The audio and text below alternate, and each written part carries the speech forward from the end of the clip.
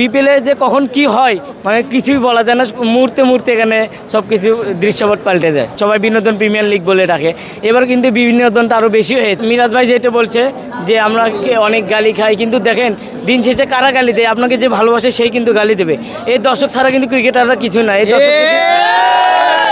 দর্শক কিন্তু ক্রিকেটারদেরকে এত উচ্চ আসনে বসাইছে, কিন্তু তারা যদি আবার দর্শকদের সাথে বিট্রে করে তাহলে কিন্তু নামাতেও সময় লাগবে না।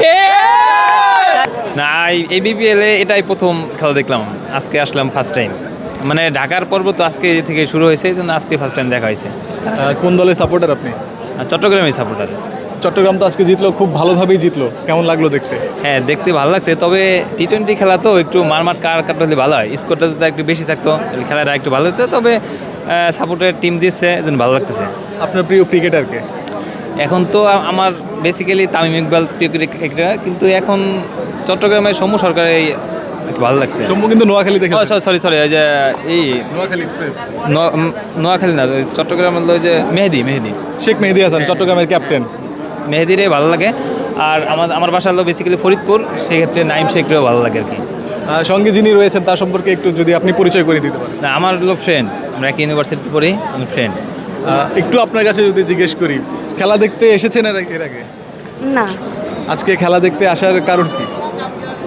আসলাম মানে কারণ কি বলবো, আচ্ছা, কারণ ছেড়ে বলি যে খেলা কেমন উপভোগ করলেন? ভালোই মোটামুটি। যেহেতু চট্টগ্রাম আর নোয়াখালী খেললো, কোনো টিমের কি সাপোর্ট করেছেন আপনি? না আমি কোনো টিম সাপোর্ট করি না। বিপিএলে তো বেশ কয়েকটা দল খেলছে, 6টা, কোনো টিমকে কি সাপোর্ট করেন? না। বাংলাদেশ ন্যাশনাল টিমকে সাপোর্ট করেন? ক্রিকেটার কোনো পছন্দের ক্রিকেটার রয়েছে? না, ওটা বলা যাবে না। পছন্দের ক্রিকেটারের নাম বলা যাবে না? কেউ রাগ করবে না। মূলত আমি যেহেতু ঢাকায় থাকি, ঢাকার সাপোর্টার, তো আজকে ঢাকার খেলা কিন্তু ছিল শুক্রবারে। আমরা যেহেতু ঢাকায় চাকরি করি, সেই কারণে শুক্রবারে কিন্তু আমাদের একটা ছুটির দিন দেখে আমরা অগ্রিম টিকিট কেটে রেখেছিলাম যে আজকে খেলা দেখবো। কিন্তু দেখেন গতকাল হঠাৎ করে একটা অনাকাঙ্ক্ষিত ঘটনা ঘটে গেছে, যেটা তো আসলে আনএক্সপেক্টেড। আমরা কেউ জানি না যে আজকে এরকম হবে।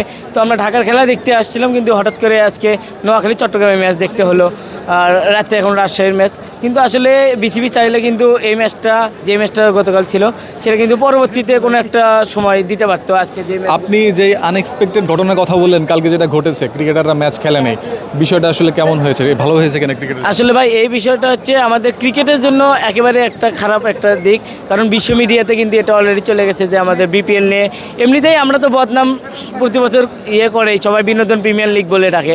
এবার কিন্তু বিনোদনটা আরও বেশি হয়েছে।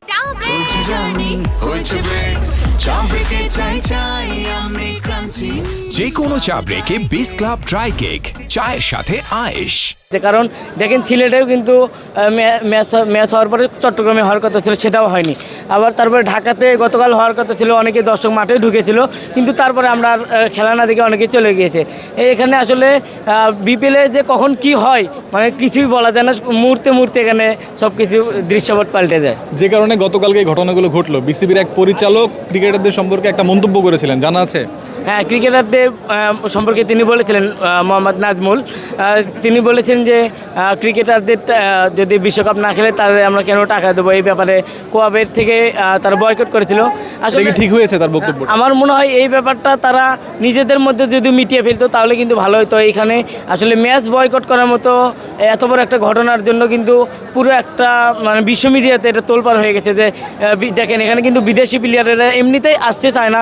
এরকম যদি ঘটনা বারবার ঘটে তাহলে কিন্তু বিদেশি প্লেয়ারকে আমরা সবসময় অ্যাভেলেবেল পাবো না, তারা আসতে চাইবে না বাংলাদেশে ভাবমূর্তি সবসময় ঠিক রাখলে বিদেশি প্লেয়াররা এখানে আসার জন্য তারা আরও চেষ্টা করবে। ক্রিকেটাররা যে ম্যাচ খেললো না, কালকে ম্যাচ বয়কট করলো, অনেক দর্শকের অনেক রাগ ক্ষোভ দেখা গেছে তাদের প্রতি। আপনারও কি আছে বা আপনাদের? অবশ্যই, কেন থাকবে না, কারণ সবাই তো টাকা দিয়ে, যদিও টাকা রিফান্ড পাবে, কিন্তু অনেকে তো চাকরি থেকে একদিনের ছুটি নিয়েছে, কেউ গ্রাম থেকে বা বিভিন্ন শহর থেকে খেলা দেখতে এসেছিলো, সারাদিন মারামারি, ধাওয়া পাল্টা ধাওয়া এইসব করে মাঠে থেকে তারপরে বসে থেকে 6টা 7টা পর্যন্ত বসে থেকে তারপরে কিন্তু চলে গেছে।